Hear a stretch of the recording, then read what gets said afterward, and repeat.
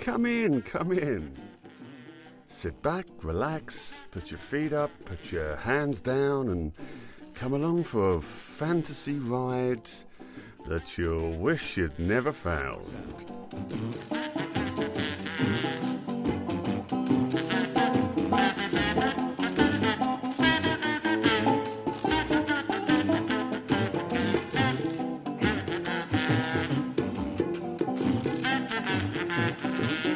Smart sound. And with me, as ever, is Benjo Tinker Taylor. Well, and as ever, thank you very much for having me. Right, let's get going, shall we? Shall we? Shan't we? No, we do need to. Okay, we can do this for now.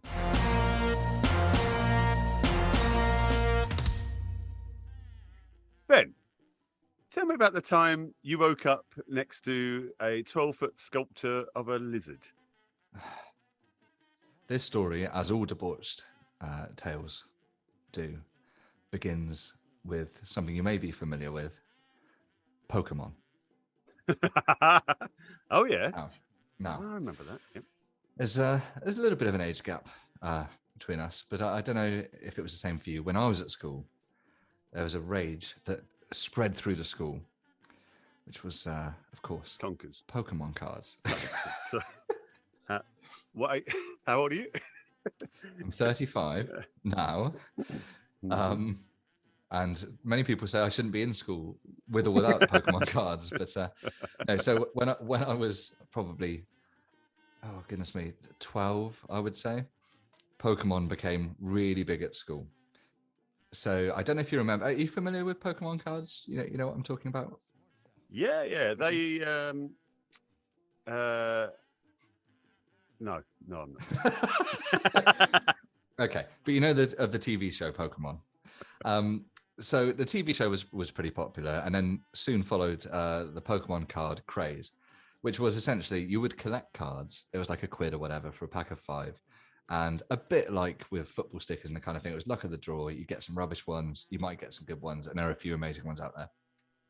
But yeah, you collect these cards and you trade them. And you try to build up your collection. And the thing, a way that you could gain new cards was not just to swap, but to have little like card battles. A bit like you could do that. However, 12-year-old Benjo was in no position to be beating anyone up. So yeah, you could challenge people to duels with them, or not duel, like card games. And if you had overall better Pokemon, you could put them in, and you'd win their cards, or they win your cards, etc. So like Top Trumps. Very, very much like Top Trumps, but with little cutesy anime characters, anime animals, rather than monster trucks or sharks or whatever. Anyway, so I of course, and you won't be surprised to hear this, was a master. People said it was about the luck of the draw. Absolutely wrong. Skill. It was, you don't go to a grandmaster of poker and say, oh, it's all luck, it's about what cards you get, do you? Oh, so you were a master bluffer. Mm-hmm. Exactly. They'd seem coming. My strategy was to lull them into a sense of security, show them my rubbish cards, and then boom, out comes Bulbasaur. Or whatever. The names are a little bit vague. You whip out your Bulbasaur. Whip out your Bulbasaur, and take everything that they had. Yeah. And it didn't take long before I became known about the school, nay, about the town, as the guy to beat. Okay. I'm sure you were. I was only in year. I've seen your face.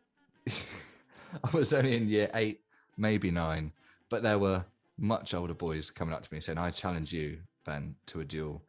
And obviously, there was a lot of stuff that came with that as well. Girls loved it. Of course they did. There's a lot of distractions out there. Some guys, yeah, sure, they would get distracted by it. But not Benny. Benny was on the game at 12 years old. Well, I was into it for the love of the game, not what it could bring me. At least when I started. So it didn't take long before I was the king Pokemon dueler at school. People, I'm not excited. I even on a couple of occasions had teachers come up and challenge me. Of course, this would all have to be after hours. And with hindsight, it was inappropriate for me to be getting into Mr. Whiting's car and him asking me to show him my deck. However, you sort of accept that there's a little bit that will come with that level of fame. I did so well, actually, that it was suggested to me by a slightly lesser jeweler that I should enter a regional championship. You may have heard of it, Mid Cornwall Southern Division of the Pokemon Dueling Championship. Yeah. I've seen it. Yeah, that's going to ring bells for you, I know. Sky Sports 15. I saw that. Yeah, that'd be right. There's a little bit more competition with UFC now, but yeah, you can still get it. The hardcore. Yeah, and to sort of take the analogy, I was at this stage very much the Conor McGregor of the Pokemon card dueling scene. Showboating, trash mouthing people. Yeah. I'm quietly confident that he actually got his ring, his walk that he does into the ring. His swagger. I'm just saying someone did that first. Am I saying that was me? Maybe. Michael Jackson didn't invent the moonwalk. Conor McGregor didn't invent his swagger. Exactly. As with all of these things, there's always a previous, pioneer, arguably better, arguably harder artist. I'm not saying that was me. That's for you to draw your own conclusions. Yeah. It was me. So I entered the regional championship, won. Oh, you need to take this to a county level, Ben. So I did. Cornish champion. No trouble. Don't just gloss over the fact that you're bulldozing your way up through the amateur ranks. Well, I suppose that what I would say to that, Bear, is I never considered myself an amateur, so it didn't surprise me at all. When you got it, you got it, right? When you watch someone and they look like they've got all the time in the world, yeah, and it looks easy to them, yes, right, and that was you. So you were like, if you watch Lionel Messi playing football, it looks like he's not trying, doesn't it? Yeah, exactly the same with me. Exactly the same. So yeah, county champion, no drama. So then someone pointed out to me there was a regional national division, so Southwest. Went for that, and that was the first point that I actually that I can recall that I actually challenged competitively adults. It was me mostly versus grown men, and I can remember which was actually weirdly a precursor to your Navy days. Absolutely, but the foreshadowing, and very much like my Navy days, I had absolutely no hesitation in beating them off. It was, those guys sucked.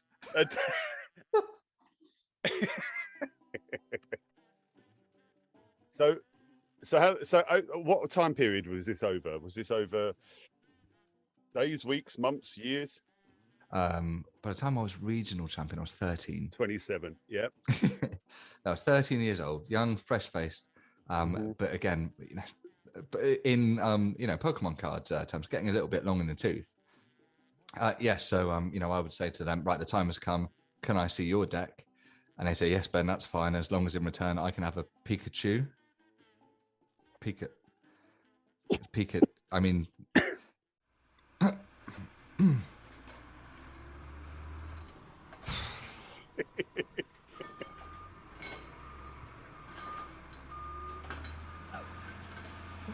It's difficult, isn't it? Because it's hard to put a tumbleweed in audio. So, absolutely no problems there. I am now regional champion, Southwest champion. The next step, obviously, is the full nationals. How many people were playing this at that time? Like, what per competition? How big were these competitions? Yeah. I suppose you'd probably have about 30 per competition. You could get seeded, a bit like tennis. You get seeded. I'm sure you did get seeded. Mm-hmm. So so the next, so about 30 per competition. You'd be seeded. You'd go in. You'd have the big guy. Now, obviously, I had a lot of confidence in myself. There'd be the guy that people know. He's the one to watch. This is the fella. You would seed yourself. Yeah, first. Yeah. Pop my sluice it out. Sluice it out. And pop my chicken leather trousers on, and off I go. Yeah, you'd have the big Nice. character that everyone knew was the guy or girl to beat, because we don't discriminate in Pokemon card dueling. Or miscellaneous. Or yes, well, indeed. I'm not sure it's miscellaneous, is it? I think. Yeah, I don't think that's the term Correct. anyone has ever chosen. Miscellaneous. But it's an all capturing. Then you haven't got to specify. That's the beauty of it, right? I'm not convinced. It's all inclusive. That's all inclusive. Yeah, but we're not talking about two weeks sorry. in Magaluf, are we? It's miscellaneous or Mr. All right. That's very, very good. Oh, I hate it because you probably almost certainly can't use that, but that's really good. Oh, I'm definitely using it. What are you talking about? Okay. You just talked about seeding yourself twice before. This podcast is written and produced by Austen. That's AUST. Yeah. So after the competition, I'd go, and there'd be like the big guy that everyone knows is the guy to beat. But once again, absolutely swept them aside. It was at this point that I would say the veil of darkness began to descend on my hitherto glimmering Pokemon card dueling career. I remember finishing the competition, heading up to my hotel room. They were invariably held in casinos. Sure. Now, you may say that there's probably some legality about, someone who's under 18 or possibly even 21 being in a casino. Because it's not technically gambling, of course, as I've already said. And as I hope I made clear, it's a game of skill, not chance. So head on up to my room above the casino. High roller suite, was it? Well, by this stage, yeah, it was. I had a walk-in bath. A few. That's a shower. Not the way I do it, mate. No. Flannel over the plug hole. Gaffer tape up the door. Fill your boots, my friend.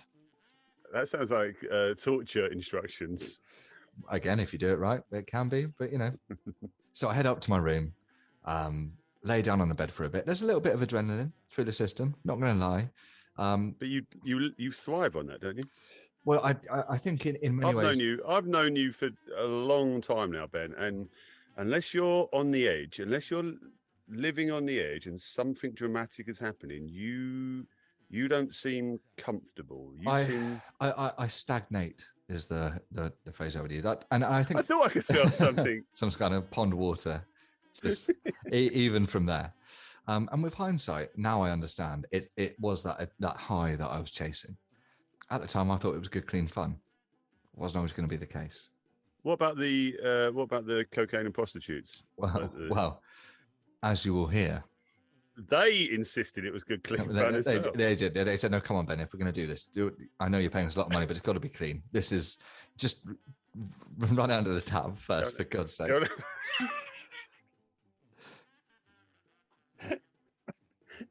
I mean, what is that?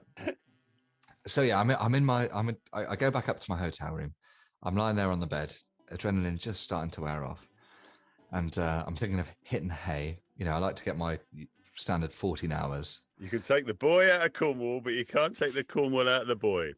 I was hitting hay, sleeping on the hay. Hotel was surprisingly accommodating with that particular request, but in the manger round back. Yeah, the request for livestock in the room hit about a 50-50 hit rate, I would say, with hotels with that. Obviously, when I was in Wales, no questions asked. Very often, I wouldn't even requested it going there they were. They were just there already. Yeah. So yeah, I'm just thinking I'll drift off when suddenly there's a knock at the door. Who could that be? I think. Who could that be, Ben? I go to the door, look for the peephole, can't see anything. I open the door. There's a shadowy figure stood there. Why did you look through the peephole? Well, because I was scared it would be an intruder or someone untrustworthy. And you couldn't see anyone, so you opened the door. Biggest mistake of my life. Biggest mistake of my life. What about that time? What about that time? Okay, we'll do that on a different. We'll do that on a. You know the time I'm talking about. We'll do that on another one. Okay. So I open the door, and standing there is what I can only describe as a shadowy figure. He was, I would say, 4'6", which is why I couldn't see him through the peephole. I couldn't see his face. He had Do a 4'6" sort of people exude shadows? I'm not discriminating, but if you put the lamp on the floor, then yeah, they do. So very very short chap standing there, trilby down over his face, sure, yeah, trench coat. Oh yeah. Hands in his pockets, looking down at the floor so I can't see his face. He says to me, "Hey, kid," which was a surprise considering we're in Axminster. "Hey, kid, you want to have some fun?" I'm confused at this point.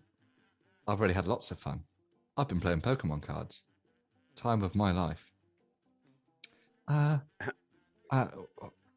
What do you mean? I said. "You look like you know how to party." Now, I, of course, did not know how to party. "But it's 8:30, I said.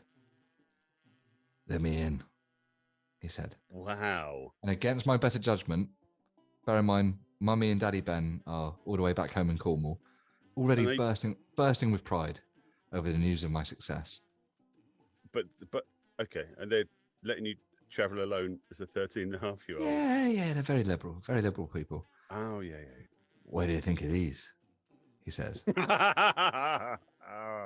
Opens his trench coat, and inside it, what to a prepubescent boy is the mother load. He's got sherbet dips. He's got sherbet dip dabs. He's got those chewy lollies that I forget the name of. He's got rainbow laces. He's even got a couple of gobstoppers. Sure, yes. "Do you like what you see?" he says. "Oh my God, are those fruit salads?" "A connoisseur, I see."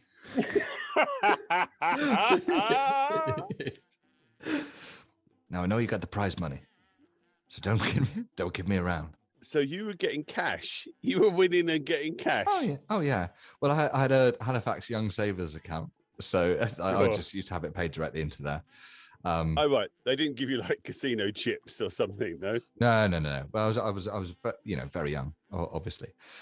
So I hand him over some cash, and he leaves with a great big pile of sweets. I've got all of the ones that you would possibly want. I got this white chocolate mice. I got the pink chocolate mice. I can say, yeah. What about I got the Space Invaders? Space Invader, yeah, the flying saucer things. Yeah, sorry, yeah. I've got those. Flumps? Mate, more flumps than you could shake a flump at. I was going flumping mental in there. Yeah. And as he leaves, he just turns and goes, "Hey, kid." I said, "Yeah." I can't take my eyes from my pile of bounty. He goes, Yeah. "Be careful." And with that, he was gone. What?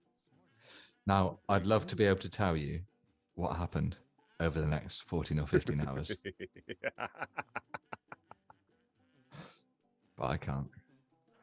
Now, you may or may not. What's this? I'm picturing like when the Beatles wrote Revolver, and they're all sat round with some Nepalese Sherpas, all experimenting, all together, all lost in a haze of. And I can just picture you now, sat cross-legged. It's exactly that. It was a child sat eating sweets in a hotel room. It was an absolute blur, mate. I have a pension. I have a pension. It paid very well. And I was very financially savvy even then. Chucking most of my money, save on tax, don't you? Mummy and Daddy Ben aren't around. Lines of sherbet. Yeah. And that night is a blur. All I remember is waking up the next day needing more. I was already hooked. And that was the point for me. It wasn't about the game anymore. That sweet sugar Sweet, yeah. That was the stuff. That stuff was like crack for me. Oh, so those songs from like Motown and then rave, 90s rave songs about sweet sugar. Mm-hmm. I assumed that was clever wordplay. No, it's completely literal. It's completely literal. Okay. I'm not the only one to have been afflicted by this. What I now know is a disease. I see. So sugar, honey. Can I ask that you don't actually? I can see that's triggered you. You wouldn't wave a bottle of bourbon in front of an alcoholic, would you, mate? So come on, and a bit of sensitivity. Jesus. You are my candy girl. Oh my Ben. I never. Oh dear. So yeah, my priorities had changed. I was still as good and I was still as driven, but for different reasons. For the national championship, into Europe, and then Eurasian champion. Nip over to the States, I became North American champion very briefly, despite not being from there, as part of my my collection of trophies. And then, of course, it was time for the World Championship. This has all happened, and this has all escalated really quickly, Ben. Well, I'd love to be able to. I'm sure time did pass, but it's all a blur. I see. So you won't need me to remind you, but the World Championships of the 2005 Pokemon card dueling championships were held in the capital of Lithuania. Oh, Manila. Yeah. Oh. No, held in the capital of Lithuania, which is, of course, Manila. Manila. Yeah. Vilnius.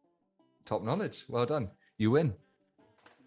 So, and at the World Championship, I'm sat there at the table and starting the game.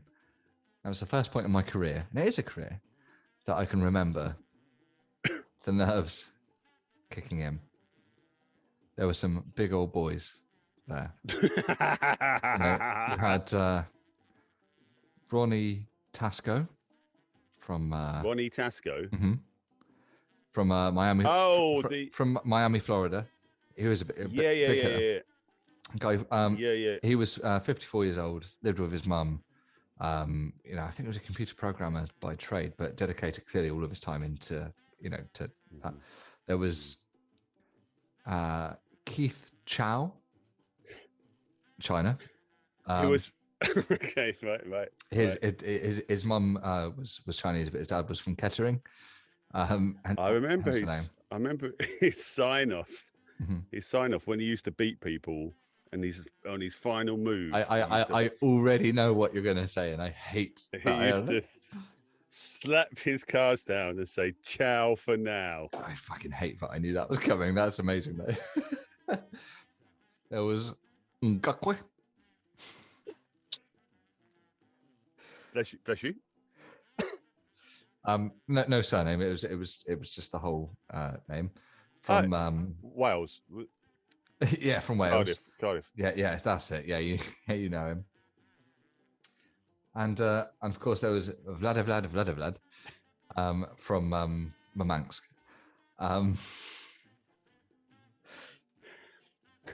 You don't need me to tell you, but these are pretty. These are big hitters. Top level, aren't they? So I remember looking down. We all know these people. Yeah. I mean, these are names that will ring for eternity, won't they? But I remember looking down at my cards for the first time, noticing that my hand was shaking. It's just sat there. I've got to get a hit. Now, by this stage, I was so entrenched that, of course, my pockets are full of, you've got licorice whip in my pocket. You've got those sort of weird fruit yo-yo things, which are healthy now, but weren't at the time, I'm sure. Froyos. But what I was really into was after you'd finished a bag of sweets, you'd have like the residue, like the powdery sweet sugar residue at the bottom. I used to save that up. You know the see-through plastic bags? Look at you licking your lips. You do know what I'm talking about. Eh? Yeah. And the bag, and I'd save it up after every bag. And I was going through a lot, so I had a big old mound of this stuff on my desk in the hotel room upstairs. But I brought a bag of it down. So you had baggy baggage. So I had baggy baggage, exactly. And so I make my excuses. Into the toilet I go. And I'm just got my face down in this stuff, mate. Sorry if I get a bit emotional at this I point. know we're opening up old wounds here. So Ben. I've got my face in it. I'm chewing it. I'm licking the bag. I'm rubbing the stuff into my gums. But I get the hit that I need. Okay. Go back. Yeah. Eyes peaked. Yeah. Yeah. Go back. Get through the first round. There's 3 rounds in each of these. Mm-hmm. Second round, we've lost Vlad. He's a good, great guy. Great guy. I felt very bad Who's for him. left? Who's left? Keith Chow. Okay. Ngokwe. Yeah. Oh, yeah. From Wales. Welsh wonder kid. Yeah. Yeah. And the guy from Miami, of course. You don't have to name him. You don't have to name. We all remember. No, I don't. Well, he went on to such greater things. You know, household name now. So it was just us 4. Yeah, 4. Again, during the round, nerves hit. Off I go to the toilet. A little bit more. Come back. Smash. I'm through to the last round. Did okay. Just me and Ngokwe. Wow. Okay. Now, I go into this round with a certain degree of trepidation because I know I've got no more sweets in my pocket. My supply's gone. You've done it. You've done yours. There's no one there to help me. I look down at my hand, and honestly, it's I can barely read the cards. I've got in front. I can remember the hand to this day. I've got a Diglett. I've got a coughing. No, a wheezing. Sorry, it was a wheezing. Oh, I was going to say. I've got a. Didn't you have a jump? A jumpy wumpy? No, I'd left him at home. You can't use them against electric Pokemon. Okay. Wasn't one of the best ones a diamond waggler? Yes, it was absolutely. Now I had the waggler, but not diamond. Okay. So you know, you still get all the aggression points, but his defense is way down. Yeah, I need to tell you that. And what were the other 2 that I had? I had a. You had a skanky tank. Skanky tank, yeah, that was good, old reliable. And the last one, I remember now. Of course, it was a purple trow. The Pokemon would look like a pair of cords. But I could, barely see in front. The cards are moving so fast in front of my eyes. Mm-hmm. Somehow, Austen, through luck or some kind of blind instinct, I won. But it was a bittersweet victory. I can remember. Ben. I can this remember. This is the World Championship. Yes, yeah. I can remember in Vilnius, Lithuania. Yes, I remember the dancing girls. Yeah. I remember the Prime Minister presenting me with a medal.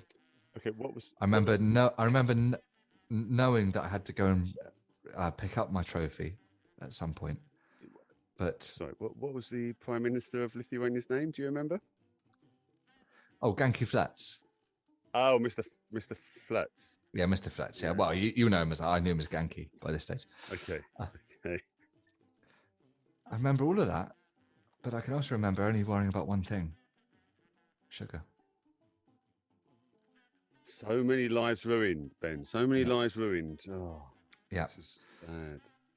Now, I remember being called out to do the press conference, which obviously they do after all of these.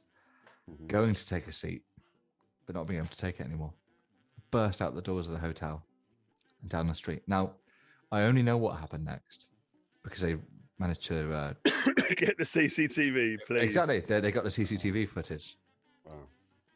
Unfortunately, and unbeknownst to me at the time, but most importantly, unfortunately for them, there was a sweet shop a couple of blocks over. Okay. From the Splats Hotel where I was staying.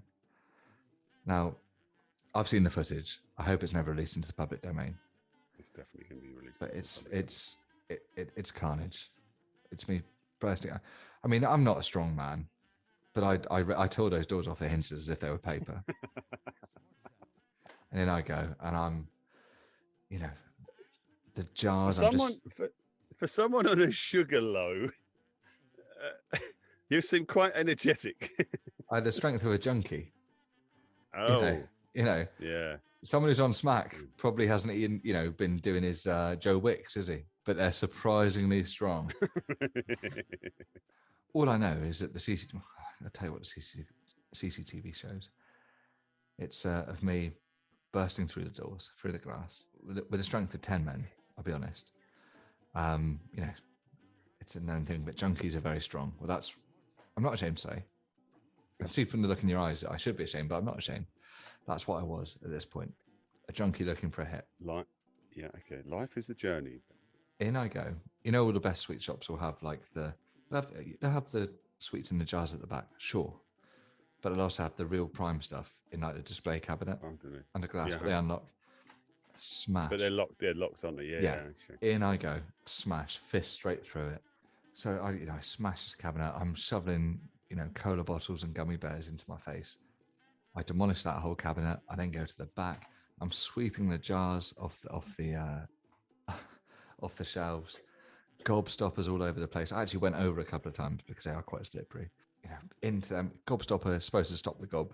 Wasn't the case for me. No. Down in one. Down in one. Didn't even chew it. No. And I'd counted at least half a dozen of those.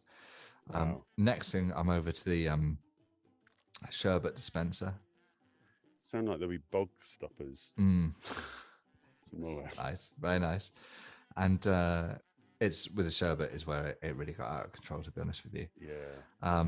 I'm bleeding quite heavily from the hands and wrists at this point in the footage from smashing the glass. Oh, okay. It clearly is not bothering me. In fact, at one point, I'm trying to shovel sherbet into the cut in my wrist just to get it into my bloodstream, faster. It's very obviously not about taste Jesus. at this stage. No. Yeah. Okay. I'm not going to tell you. I don't want to tell you what I did with the foam bananas, but it was. But they lasted longer than normal. Well, they say they melt in the mouth, which is true, but let me tell you, that's not necessarily true. Yeah, they do. They congeal, and they can really, really bung you up. Actually, so banana in the tailpipe. Yep. Yeah, it was at this point I had to stop watching CCTV. I screamed enough and stormed out. All I can remember is the next morning, well, afternoon actually, waking up, police officers around my bed. I'm surrounded by sweets, sherbet, sugar. I'd actually brought a few of the jars home with me. Okay. I'm imagining you doing snow angels on the floor in sherbet. Would that be? Oh God, I've done snow angels, snow leopards, snow gazelle. I did a snow lemur at one stage, which is harder than you think, actually. Yeah, it's no joke. The other thing I remember for that morning is next to me in the bed was lying that thing I hadn't collected the day before, but clearly had on my rampage on the way home, the trophy for the World Championships. Okay. Which was, there's a 12-foot... 3 foot.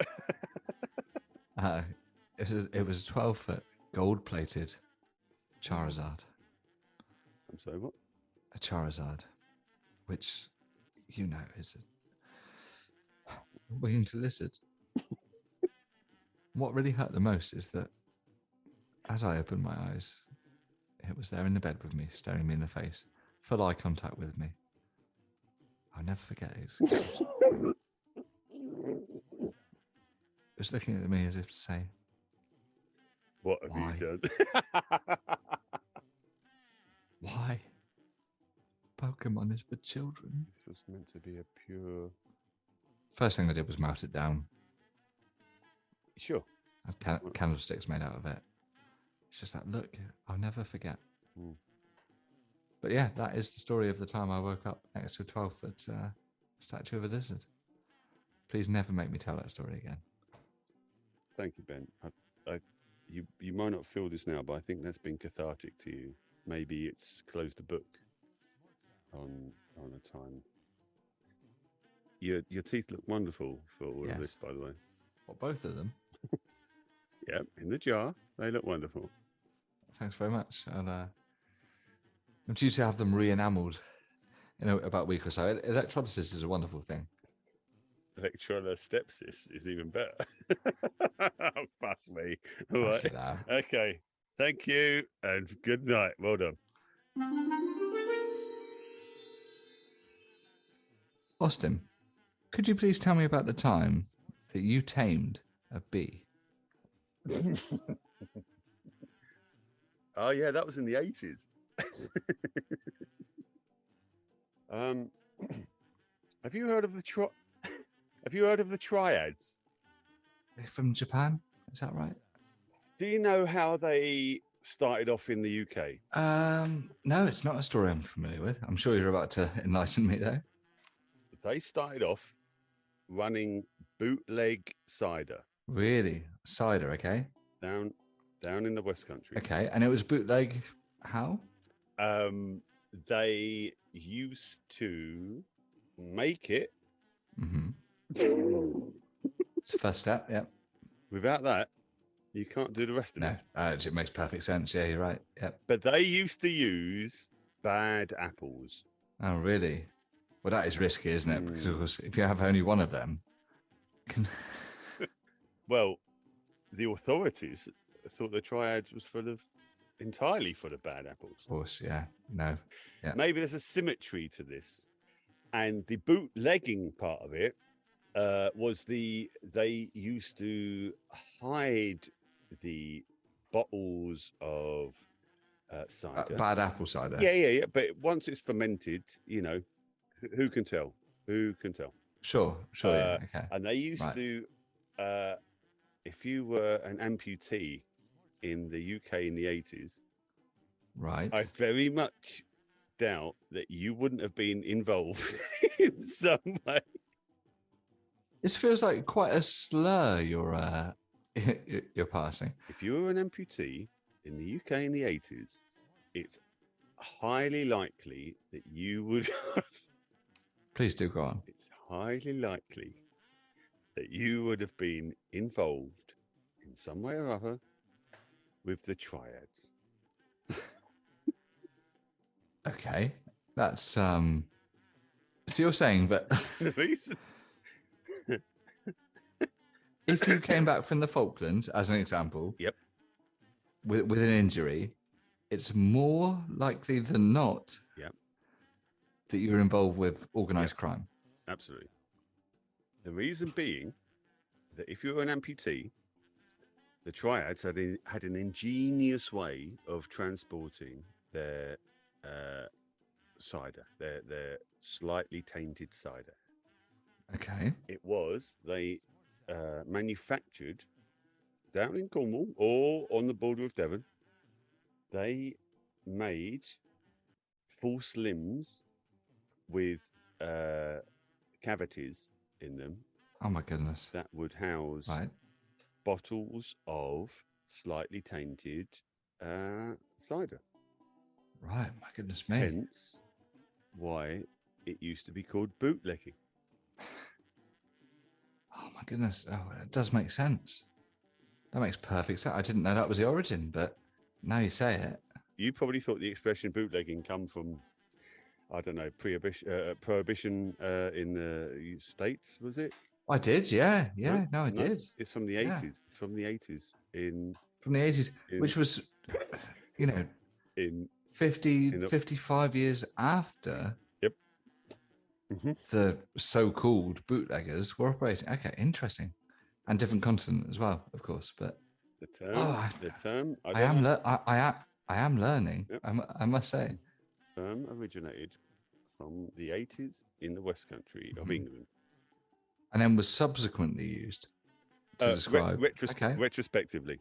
Wow, that's fascinating. Okay, so every day you say in bottles. I don't think you said cans. So bottles of cider. Bottles, yeah. So how many bottles bags, of cider? Sometimes bags to fill the gaps. Oh, okay, right. That makes more sense. Yeah. Mm-hmm. So I was going to say for a thigh, which has unfortunately been lost in battle. That's probably only 2 bottles you can get in there, isn't it? It's 2 bottles, 2 bottles, and 2.5 bags, depending on the size. Okay, right. So you're suggesting that there was more of a market or more of a, recruitment drive for men who had lost more of their limbs. Below the leg, fine. You can get a, you can get a bottle in there. but you really want someone who's lost above the knee as well, so that you can get maybe 3-4 bottles in there. I don't know. Exactly. And the bags, of course. Yeah. Exactly that. And don't Mhm. forget, Okay. don't forget the arms. Even though technically they weren't bootleggers anymore. No, what were they then? What were they called? That was the arms trade.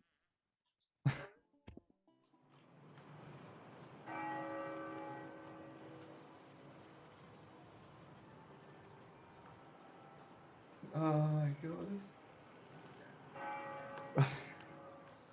Right. Right. So. Oh my god. Oh my god.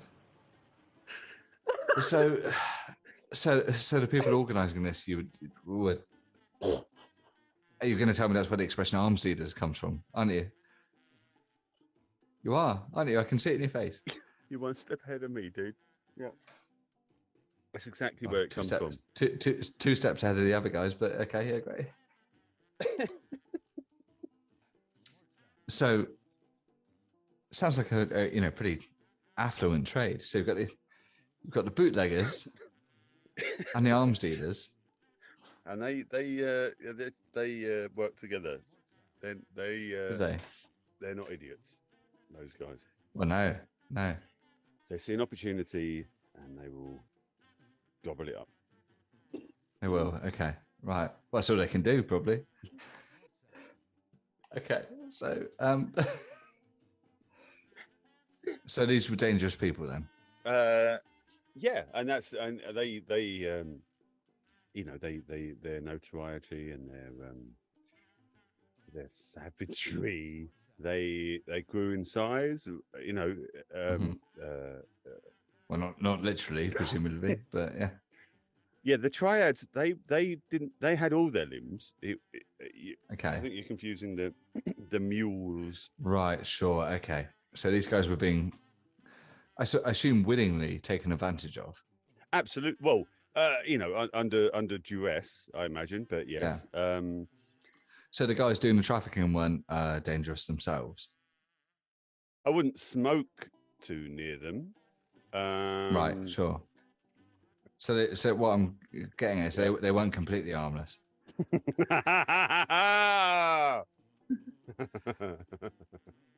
Did like a drink though, didn't they? No, I've heard. No, they didn't, Ben. They didn't, Ben. Sorry. Yeah. Anyway, carry on. And to be fair, though, it wasn't. They didn't just get used as mules. A lot of them were hands-on. Well, not all of them, presumably. So that is how the triad started. Sure. Okay. And that grew exponentially. Okay. And unwittingly, I was down the West Country as a Cub Scout. Right. Okay. So you were how old at this point? I was quite the Doogie Howser of my time. Okay. Right. Okay. That's one for the kids, isn't it? Yeah. Sorry, I'm a sex tape. That's probably the best ever as well. It's the best one.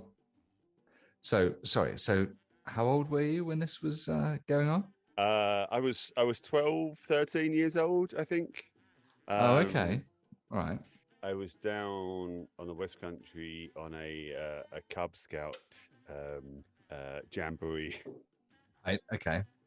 And I remember we were doing some badges, rope tying, and because we were down there was a special badge in the shape of an apple. That really? Yep. Okay. Was a scrumpying badge. You're quite rare now, actually. You're probably worth a bit of money on eBay. Yeah, so I think scrumping is a lost art, isn't it? But yeah. Yep. Yes, it is. And I remember I was desperate to fill my arm up, not in a bootlegging way, not in an arms race way. No, sure. In a badge capacity. You're thinking about the badges. Yeah. Yep, understood. And I remember going for wander on my own, and I come across some gentleman of Asian orientation with machine guns and big knives. Okay. So what were the circumstances that you came across these gentlemen? Well, I wanted to scrumpy the best of our troop, and I was looking for virgin apple trees. Okay. That were unadulterated. That had been, so you've gone a bit further afield. Exactly that. I was sure. Every kid likes an adventure. Of course they do. So the heavily armed Asian gentleman allowed me, negotiated with me that he would give me the good apples. Okay. Which I was quite surprised about because he said they were scrumpying, and right. I assumed they'd use the good apples, but they preferred the bad apples. That's because it gave the kick. I think it was the extra. I see. At the time I didn't really appreciate that, but now you break it down like that. Yeah, that must have been it. So I see. So that was their USP. Yeah, was that they were bad apples. It was already gave it a bit. It was already half on the way. Started to ferment. Might be a wasp in there. A little bit of pizzazz. Okay. Exactly. A little bit of kick, a little bit of sting to it. Yeah. In that moment, fireworks went off. To me, I saw the human condition. Mm-hmm. I saw an opportunity. I got a badge. Yeah. And I saw a second opportunity where I could get in cahoots with gangsters. Well, no, triads. I'm not sure the triads can be classified that distinctly. I think that's how they are classified by the FBI. Yeah, MI6. If you ask them, if you ask them or a Cub Scout, I don't think a Cub Scout will say it quite as clearly as the so-called FBI has it laid down. Okay. And the fact that they were, as you've already said, heavily armed, didn't in any way cloud your judgment. Would you want someone to steal your apples? Well, that's very true, I suppose. They seem very cautious. Surprisingly cautious. Keen. Yeah, sure. Is that a crime? No, that in itself is not a crime. No. What I'm curious about, though, is what was in it for them? Because you get their lovely apples and you agree to not take the bad apples. But what are they gaining from this? Because they've already got the bad apples. I'll tell you what they're gaining. Okay. Was it distribution or? They saw an opportunity to be generous. Okay. And also the fact that there's 70,000 Cub Scouts in the UK. Oh, I see. All of which have unadulterated access to people without question. Sure, and everyone trusts a Cub Scout, don't they? I mean, you're painting a dark picture on this, Ben. This was a wholesome exchange. Okay, right. Deal. Interesting that you think so. Okay, because from an outsider, pardon my cynicism, it does seem somewhat shady. So you think this guy was genuine? He had your best interests at heart. I think there was a mutual. Bearing in mind, he's part of the triads, and his job is guarding an apple orchard. You get, say, 6:30, because it can't have been that late because you're obviously not back at camp. 6:30, 7:30 in the evening. Do you think, given the job he's been given, this is a particularly high up member of the triad who's been given the autonomy, shall we say, to make decisions regarding distribution? I would have assumed this is a single organism. They would make sure that I got my badge. Okay. My scrumping badge. Don't forget the badge. Which implies that they have, it's just an interesting aside, implies that they have sort of sway within the Cub Scout community, which is not impossible.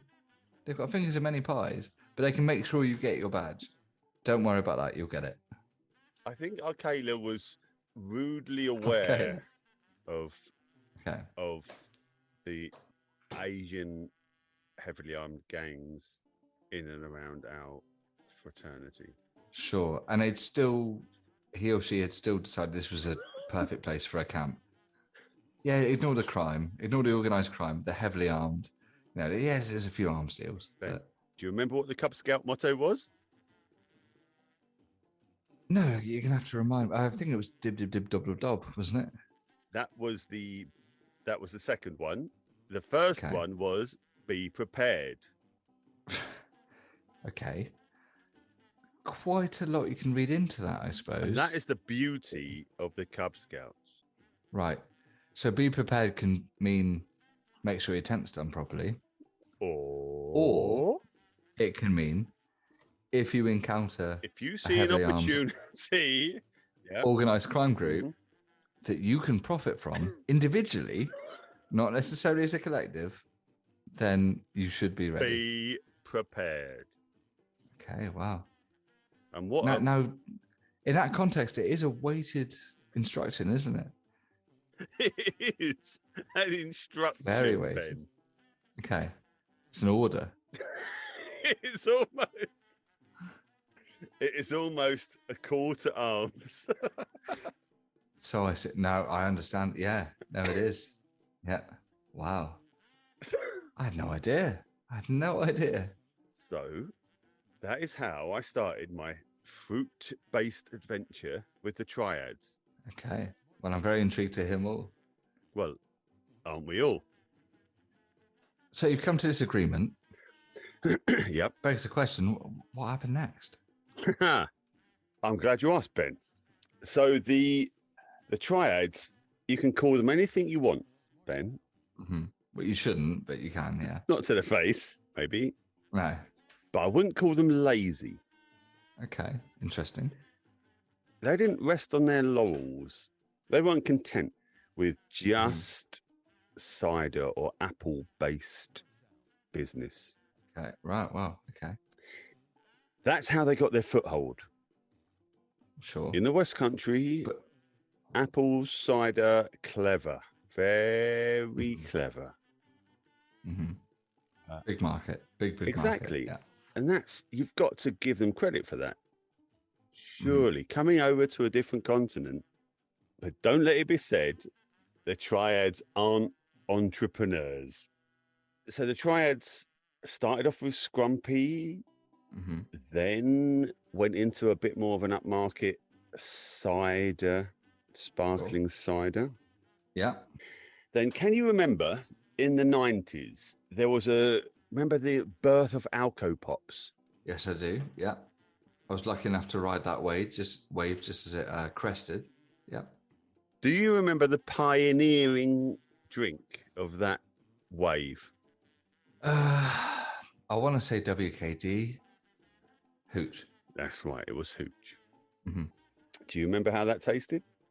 Bloody awful, I seem to remember. But it's very, very That's sweet. right. Very lemony. Mhm. That's right. Lovely lemony flavour. The triads. Oh, no. Oh, yes. The triads were responsible for 97% of the Hooch production and distribution, I apologise, Right. in the UK and No way. yeah, and Republic of Ireland in the 90s. I had no idea. Well, It was so popular. I know. How do you think the triads got a foothold in the UK? They branched out, Okay. and I'm not being cute with my language there. Mm-hmm. They saw I understand. every branch, every tree, every root as an opportunity. Wow. You don't picture, people don't, Okay. this is the thing, people don't picture the triads wearing Wellington boots and No, farmers get ups, do they? Why can't Asian gangs wear Burberry wax jackets and chinos. Sure. Well, when you lay it out like that, there's absolutely no reason. There isn't, is there? No, it's not. No. It's the problems with us, not them. No, you're quite right. And I, for one, am a bit ashamed actually. So in the 90s, Hooch was booming, absolutely booming. and I can say it now, I think I was a major part of that. Oh my God. With the with the distribution and the well, I won't blow my own trumpet, but I was the face of the the respectable face. I still wore at 27. Mm-hmm. I made sure that I had a Cub Scout uniform, freshly pressed. Goodness me. Freshly pressed, creases down the thighs of the shorts, down the arms, intertwining the badges. I was going to say you're a boy with standards, but clearly you're a man with standards by this point.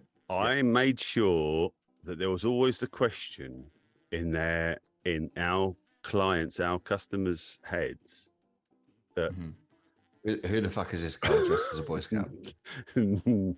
No, who am I to question a Boy Scout? Okay, I turned the tables a little bit. I see. Yeah, makes sense. I used the British patriarchy in my favour. Mm-hmm. Wow. Well, you're not the first. You won't be the last, but exactly. Okay. And I'll drink to that. And we knew, how to get the best out of the crops every year to maximize our harvest and subsequent. You'd have to at that scale. You really, it's all about margins, isn't it? So yeah, exactly. There's no margin for error a lot of the time, No. especially when you're dealing with heavily armed Asian gangs. Well, sure, because I'd imagine there's quite a lot of pressure on you at this point. As much as they've, taken you under their wing to an extent, you can't mess it up. I had my woggle tightened on more than one occasion. Really? Yeah. Oh God. But I love the energy. I love the energy of being in and around this moving organism. Sure. Very exciting. It was. Very exciting. I've forgotten about the badges at this point. At 27, I'm ashamed to say it, but the badges didn't mean as much to me as they did when I was 13. That's sad to hear, but under the circumstances, I can understand it. Yeah. I got a lot of energy out of the cutthroat business of Asian bootlegging fruit-based alcohol. Yeah, sure. But I did need time to myself. I did need time to process. And I found that out in the fields, tending to the fruit, making sure that it had gone just bad enough for us to start harvesting. Okay. Too bad wouldn't work, but it's good. It's a sweet spot, I assume. It is a sweet spot. It's just past good is a sweet spot. Okay. So I got to spend a lot of time outdoors, and my cathartic time in the fields were with looking after the apples with a machete and a shotgun.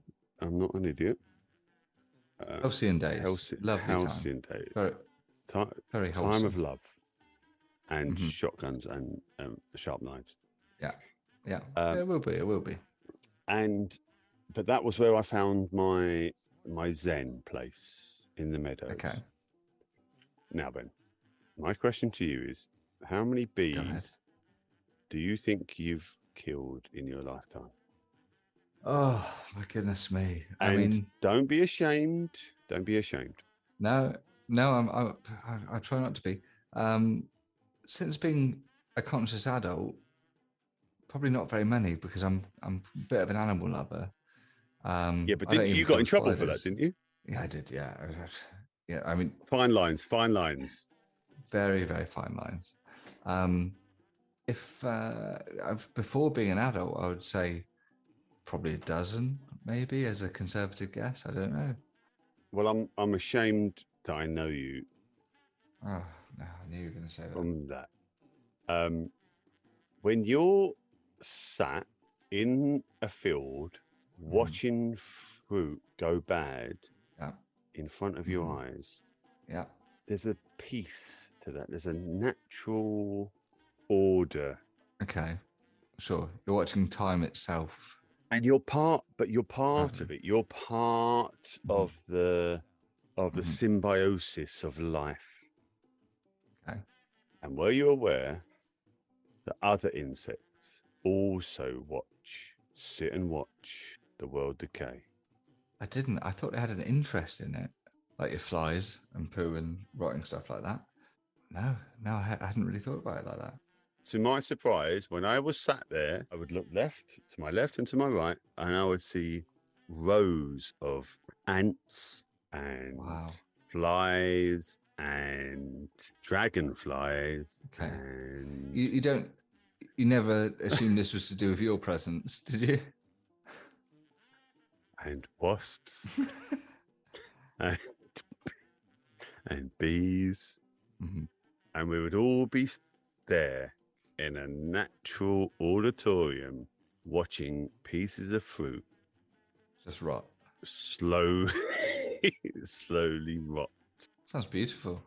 There's no film in the world that would capture the majesty that I witnessed. Well, not even David Attenborough, Planet Earth, about the insects. The insects don't like him. Okay, right. From what I understand, they think he's a bit of a playboy, dining off of their talent. You can see he's in it for the money. He's always been in it for the money. What a prick, man. What a prick. The insects don't like him. No. Understandable. Totally understandable. You know, they don't see any of the profits from it. No. They don't get any of the glory. No. Who does he think he is? What a knobhead. He's got away with it for too long. Let's say it how it is tonight. This is the part that Attenborough doesn't tell you. Okay. Insects know what the shit is going on a lot of the time. Okay. Pigeons fly past you. They have a quick look at your paper.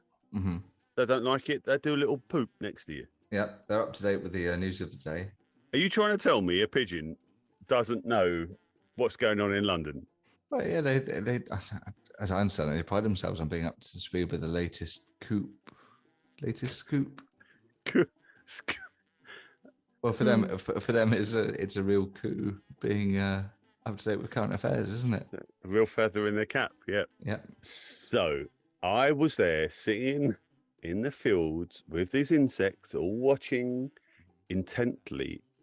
You can't help but get a connection with nature. And I'm not saying that I could talk to the animals. I'm not saying that, Ben. No. But I had a spiritual and an oral connection with a lot of the wildlife around me in those moments. Okay. And some of them were spiders.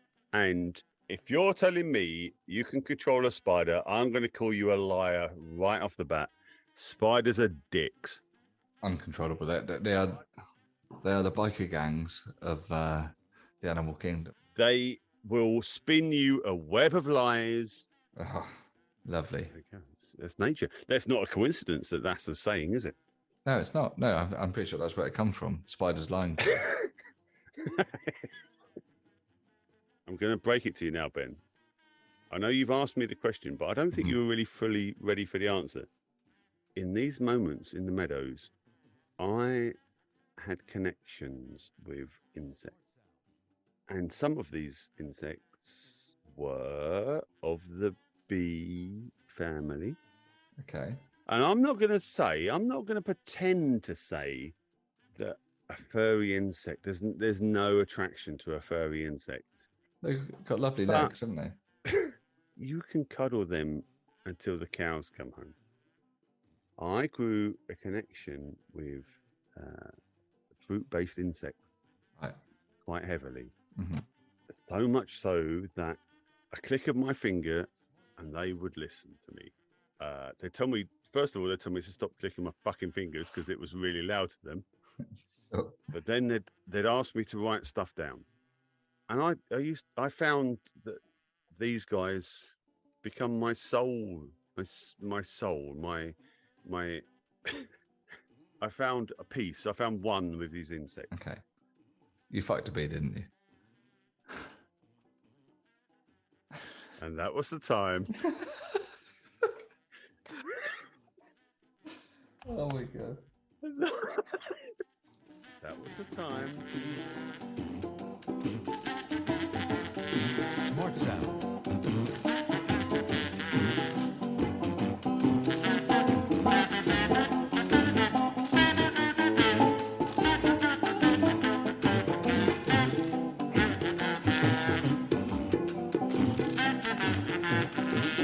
Smart Sound. Quite drunk, Ben.